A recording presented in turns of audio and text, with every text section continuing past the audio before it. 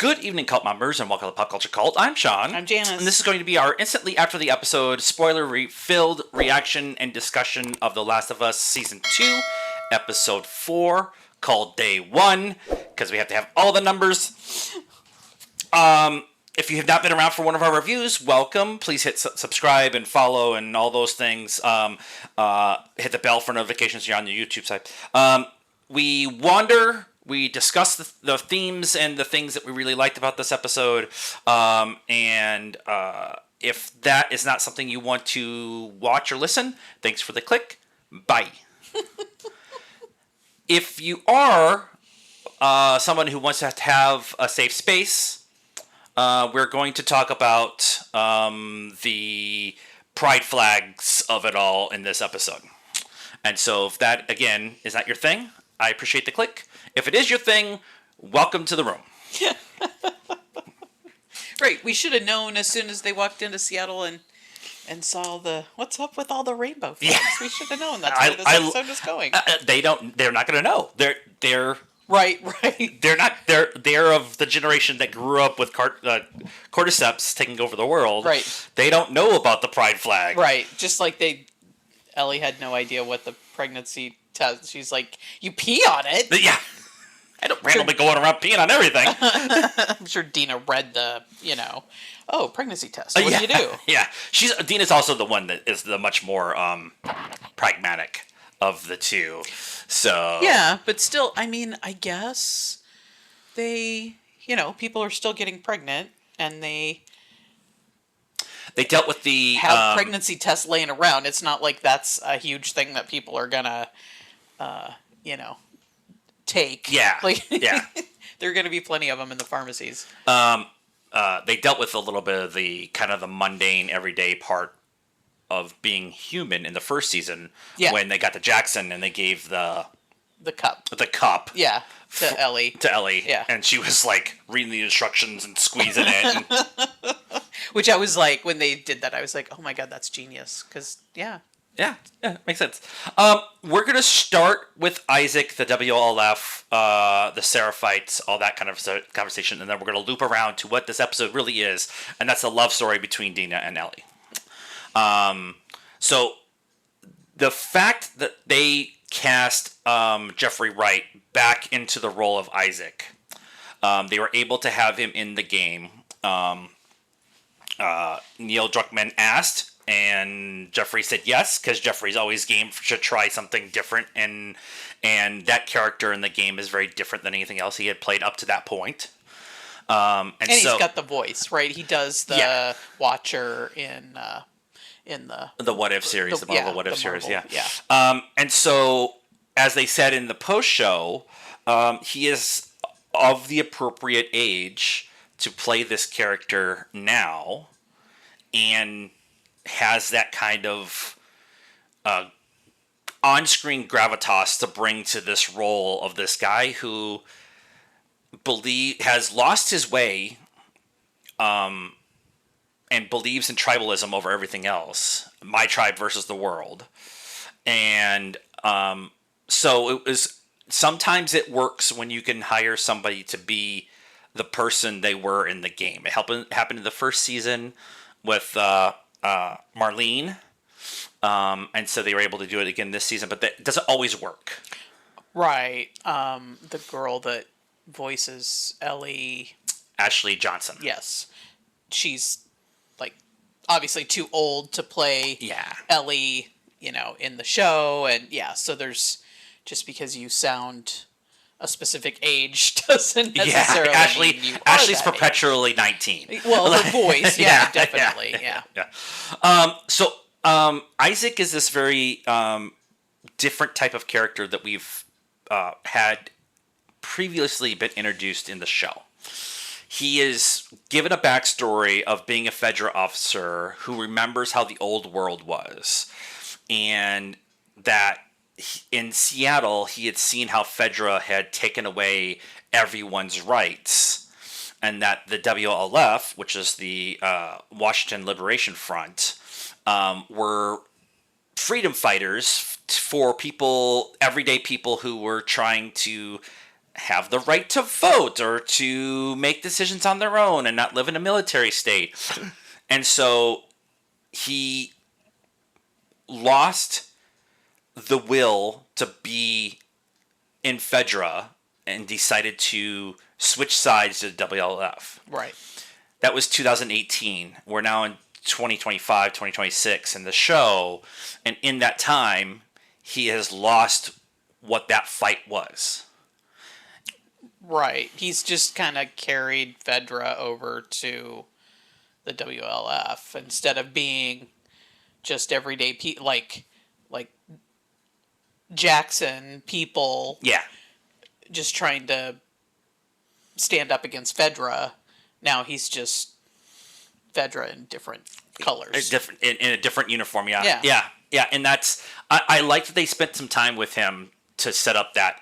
him killing all the guys in the security truck with Fedra officers, making fun of the people of Seattle and calling them voters, and that it being a voter is a slur to Fedra officers because they took all their rights away and they did all these different things.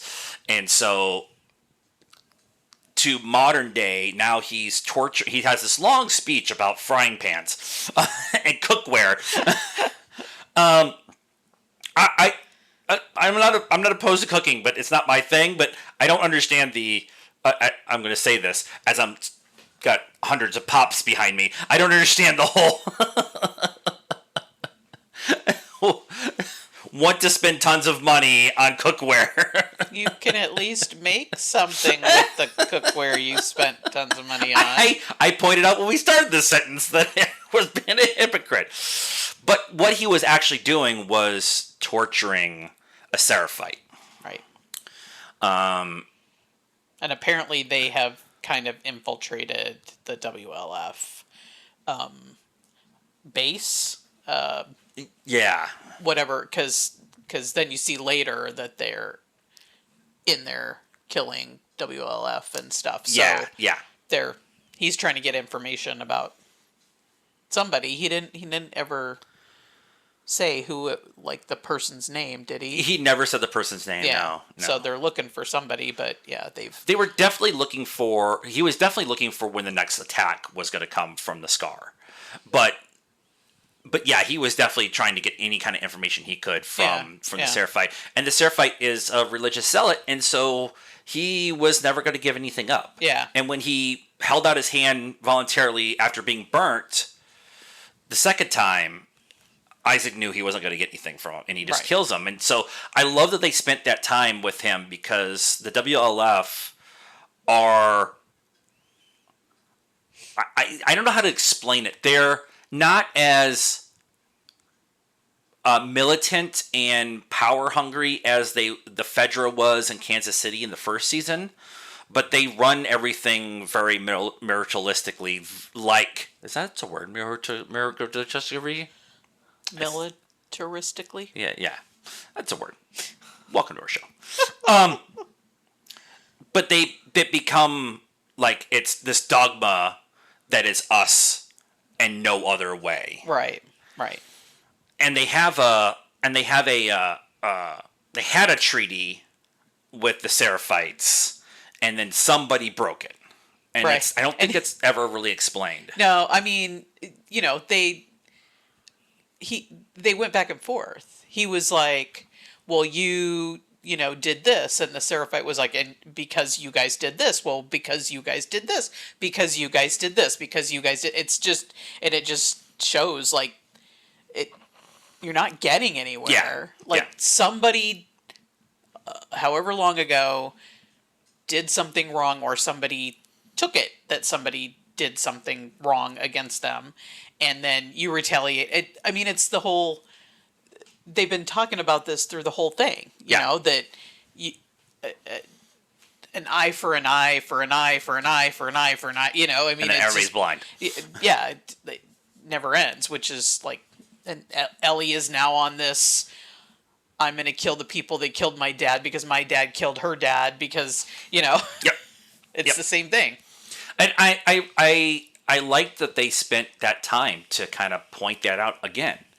Like that instead of not forgetting, but at least moving on from that, and not continuing the circle of violence against somebody else, especially in this world where there aren't many people who aren't infected left. So why are we still fighting against each other? Yeah. But that tribalism is so ingrained in everybody that they can't get past this idea that it's we could share the resources is not the right thing, but be together with it all, and that's kind of I think the Fedra WLF stuff that they've done so far, like just laying the groundwork for all of that, is very interesting, because I really want that to be part of what the third game, if they do a third game, is this idea of there's so few humans non-infected anymore. Yeah. Why are we fighting against each other? Yeah. Why are we not trying to why are we not trying to make our communal lives together like they are in Jackson? I feel like if Fedra hadn't happened, that maybe it would have worked out a little bit better, right? Because you're forcing everybody into these areas under Fedra, right? Instead of just isolated too.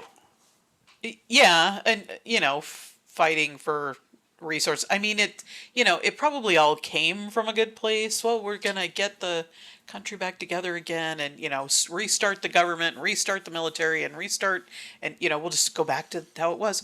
But there, like you say, there's so few people left.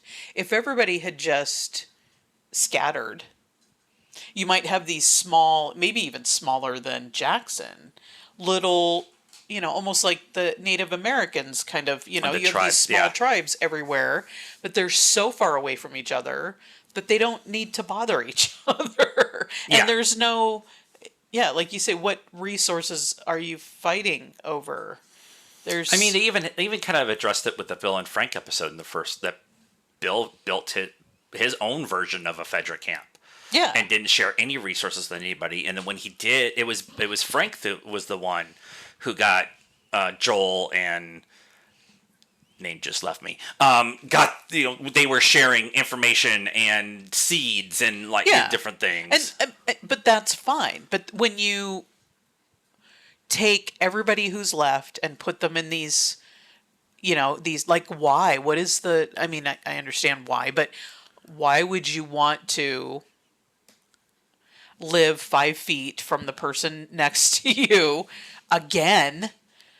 We do that today. Yeah. And now there's, a third or an eighth of the number of people left in this country.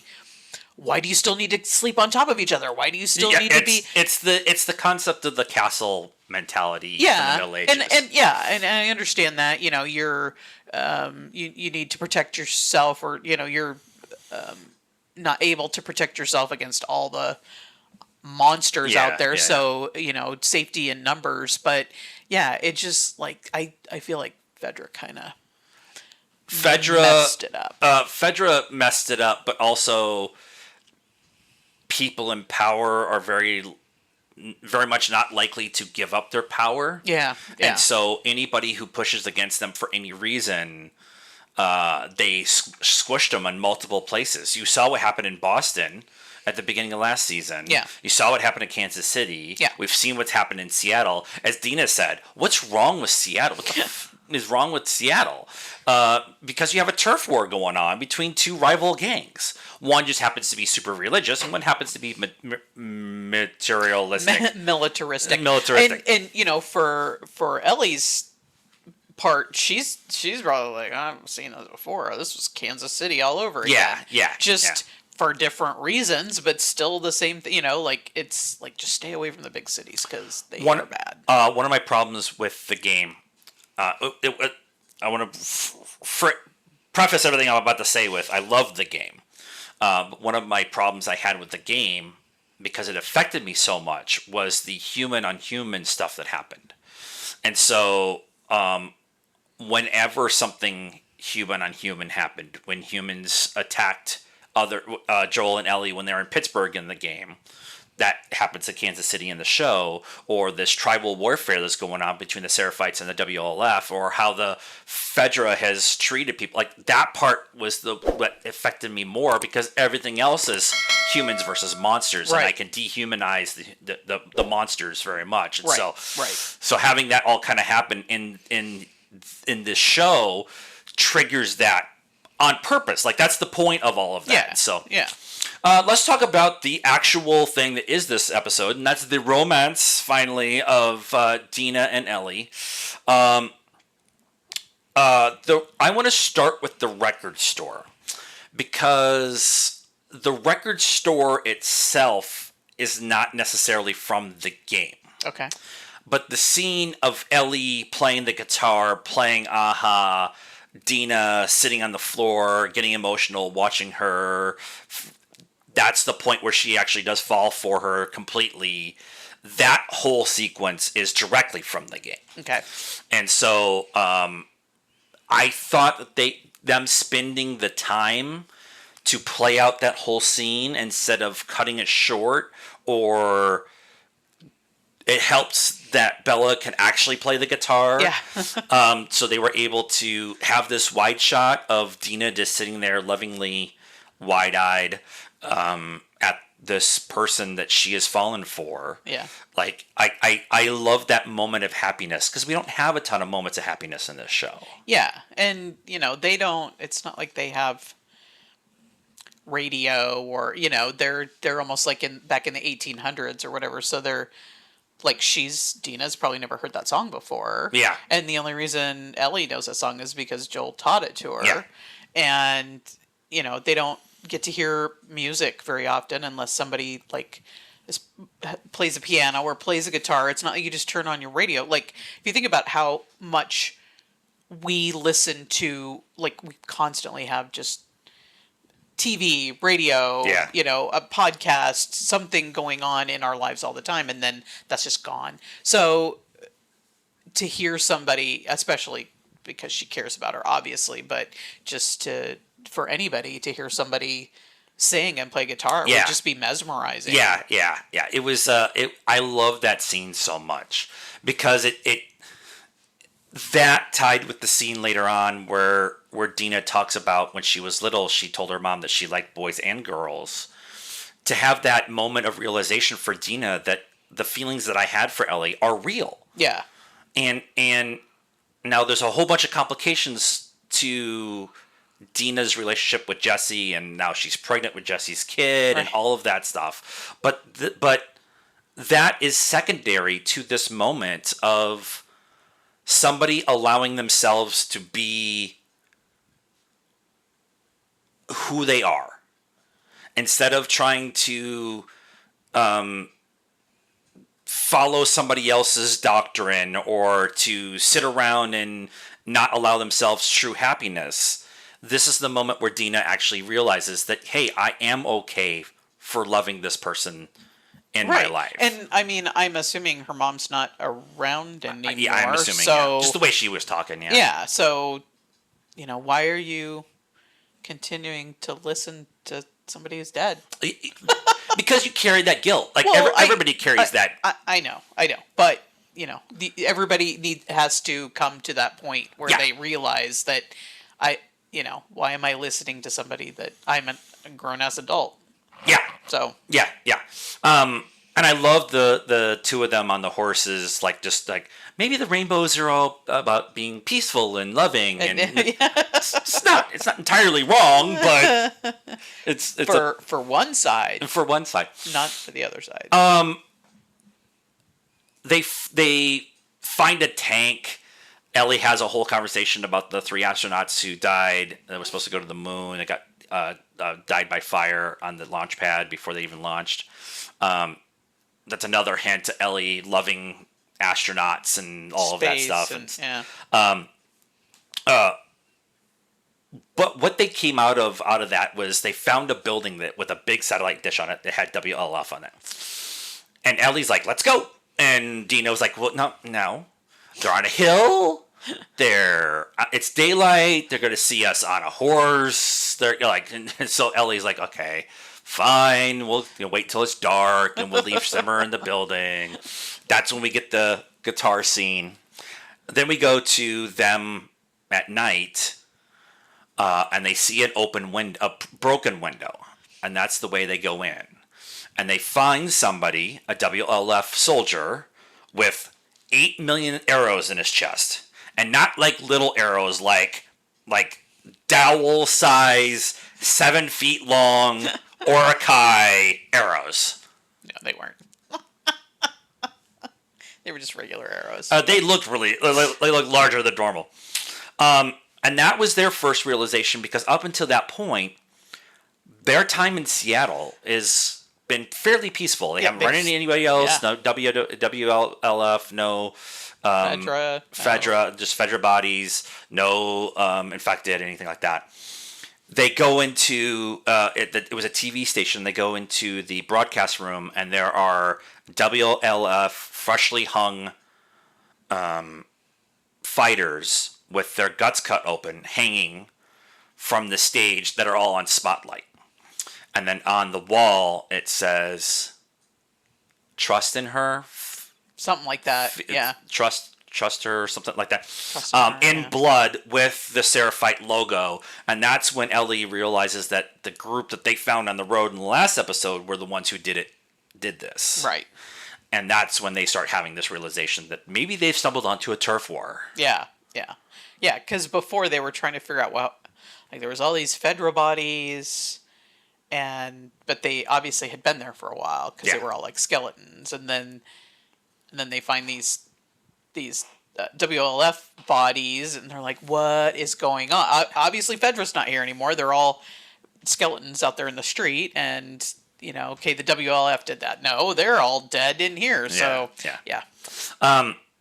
The WLF reinforcements get there, and they do one of the things that happens in the game, which is a lot of sneaking around behind crates. And I love that they spent some time actually doing the NPC. They stand there and they look around, kind of thing, and then they turn around and go the other direction. That's when you can sneak around in that little spot. They did that for a little bit. Ultimately, Ellie and Dina have to kill 2 of the WLF members, and that starts a whole thing of them trying to leave the building. The scene on the soundstage is from the game, but the stuff before and after they get to play with a little bit. And then Dina and Ellie find a hole that's only big enough for the 2 of them, and they snuck in there in the Seattle Metro Underground that is all collapsed. Somehow WLF gets in there, and they decide to do what all dumb military people do, and that's piss off the world, and they wake up whatever infected are down there. Yeah. And then we get, and that scene also is from the game, and that's Ellie and Dina running away from all the infected that are doing everything. Yeah. In that, though, Ellie gets bit. Right. Saving Dina from getting bit. Which is Ellie subconsciously putting her life on the line for Dina because she loves her. And they talk about that later, is that Ellie says, "I would die for you." Yeah. I don't know, subconsciously and consciously, because, she knows she's not gonna... That's true. She's not gonna turn, but she also doesn't, her and Joel went to all these lengths to make sure that nobody knew that she was immune. Yeah. Because they don't want Fedra or the WLF or whoever to come, or anybody in Jackson, study her. Like, even the people in Jackson could be like, you had a chance to do something and you've done nothing. Like, yeah, but what is she gonna do? Yeah, it's safe for them. It's safer for them for no one else to know. But right, because they will try to study her. They'll try. They'll that's the whole reason why Joel ended up dead, basically, because he killed the doctor that was going to dismember her or take out her brain or whatever and try to figure out what was going on. So, yeah. So Dina knows now. Dina knows now. I love the exchange between the two of them where Ellie's like, I'm going to go over here. I'm going to sit in this chair. I'm going to bandage my arm. I'm going to fall asleep. You can hold the gun on me the entire time. If I change, you can shoot me, but I'm not going to change. And then she gets dripped on and she snaps up. Jerks awake, yeah. Jerks awake. She's like, it's rain, it's rain, it's rain. She holds her hand out. That is enough time for Dina to realize that it's true, that Ellie is immune. Yeah. But it's also, she just had this moment in the record store where she confirmed to herself that she was in love with this person. Yeah. And now this person, she feels like she's going to have to kill. Right. Before she changes, so she doesn't, get killed herself. And the relief that she gets that she didn't have to do that triggers everybody's animalistic, I need to breed right now. And they can't. Ellie's going to be a daddy. She said she's going to be a dad. Dina's already pregnant, so they can't do it. They can't breed anymore for right now. But the relief, everything that happens from then on is this release of everything pent up between the two of them, between what just happened with Ellie getting bitten, and Dina telling Ellie that she's pregnant, and I think they handled that scene perfectly. That's pretty much how it happens in the game too. So okay. It's maybe not beat for beat like some of the other scenes have been. Yeah. But it's got the essence of what it was. But ultimately what it is Dina thought that she was gonna have to kill the person that she loves. Yeah. After already losing somebody that she loved in Joel. Right. Right. And so that kind of conversation is I like that they spent that time. And then the morning after, you have morning breath. We both have to have beef jerky breath so we can kiss and stuff. And then them just talking about it. Like, okay, Dina talks about, I thought I'm into boys and girls, and that whole like realization of herself. Ellie saying, I hit it really well, that I was really, really liked you. And Dina called her on it and says, no, you didn't. Yeah. We were saying this. We were like, no. No. And then Dina said, I had a different plan for us, but I guess it's going to be this. And this, they had the awkward, like, we're going to be parents. Right. Okay, there's going to be three of us as parents, because Jesse's involved. Yeah.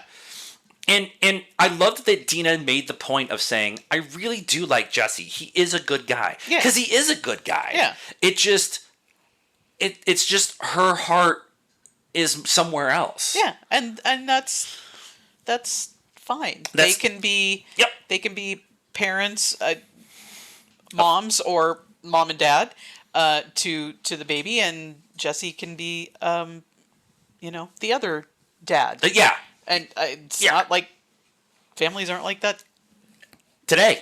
Yeah. So I like that they spent the problem. Like, we got to make sure Jesse's, because we'll see whether he's cool or not cool with this whole situation. But he's pretty level headed. I think he'll be like, oh, that's all right. Well, we'll figure it out. Like that's kind of how his character is. But I love that they spent the time to do that. I'm glad that they spent the time to say, this is going to be weird because there's three of us. Yeah. These two that love us, the father, we have hard conversations to have in the future, but we at least addressed it. Yeah. And I love Ellie, like, I'm going to be a dad. Like that. I know in Ellie's head that she envisioned her version of Joel as a father. I know that's what popped in her head when she said, I'm going to be a dad. Oh, yeah. Yeah. Because that's the only, like, parental figure that she's really had in her life. Tommy is a friend or the fun uncle. Yeah. But he's not Joel. He's not the dad type. Yeah. But he is a dad. He is a dad, though. So there'll be some help there coming. Yeah. And then they hear on the radio that there's a fight, and they go out onto the back porch without any of their stuff. Why would you leave a room without any of your stuff? I don't care how safe you think you are. And they see a battle going on between the Seraphites and the WLF. In the game, they go to the Seattle Aquarium is where a lot of the stuff is happening. And so it looks like they're changing that out to White Hill, Chapel Hill, something Hill. Yeah. Chapel Hill? Well, they were at Chapel Hill. Yeah, maybe it was White Hill. I think it was maybe White Hill. And the Ferris wheel is a big, down at the wharf, is a big visual cue in the background when a lot of stuff. So I keep looking for, whenever they show Seattle skyline, I'm always kind of looking for the Ferris wheel in the background. Well, that would have been, so the guy in the Space Needle last episode that was watching out, so that I think would have been here for him unless he was on the other side. Other side of the Space Needle. And then it would have been behind him. Yeah. So, but they took a chance.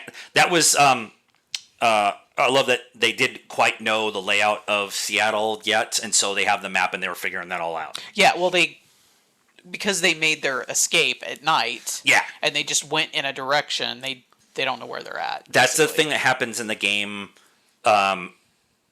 throughout, is them figuring out with the map.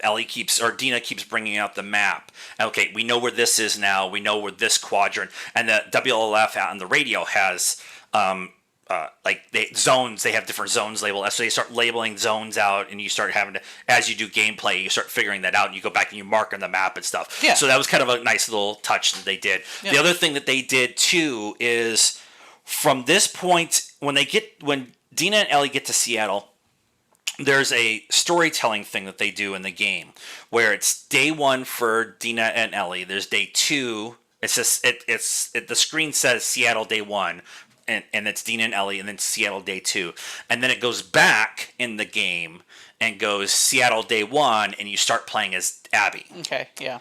And so when this episode being called day 1, the episode starting saying Seattle day 1. That's a cue for some of us to say, okay, we're going to play a little ways to a certain point. I think I know where that point is going to be. And then we're going to come back and play for a little bit as Abby. Right. And I'm thinking, at least because they said they're going to split the season up in half, I think a lot of the Abby day 1, day 2 stuff is going to happen at the beginning of next season. So we'll get most of the story with Ellie and Dina. There'll be something that happens. There'll be a cutoff. And then season 2 will start, so Seattle day 1, and we'll have 4 episodes with Abby. And then that way, the rest of the audience who didn't play the game can have the confusion of running around as Abby in the Ellie game after Abby just killed Joel. And so, I think that's the story, that the way they're going to put the story out. I really appreciate that they're keeping a lot of the story beats, some scenes shot for shot, but then they're expanding a lot of things. And in the trailer for this next episode, we got the spores. And so I think the discussion is going to be that the spores, that Cordyceps has evolved to be much more mobile than just being roots in the ground or whatever. Yeah. That kind of thing. So, yep. Anything else? Nope. All right. I said this after the episode. It sucks that this show is so bad. Slower episode, but meant so much. Yeah. And still had tons of tension, even though we know that Ellie and Dina aren't going to die. Right. So I mean, I don't know that. They killed Joel. They could kill anybody. that's fair. So let us know what you thought of this episode and our discussion about it in the comments down below. If you're on the Spotify side, follow us here. Share with your friends. If you're on the YouTube side, hit the bell for notifications. Hit the subscribe button. And follow us on all the social media stuff. Facebook, Instagram, Blue Sky, TikTok. I'm writing for the Geekiary. All those links are in the description down below. And until next time, cult members, good afternoon, good evening, and good night now.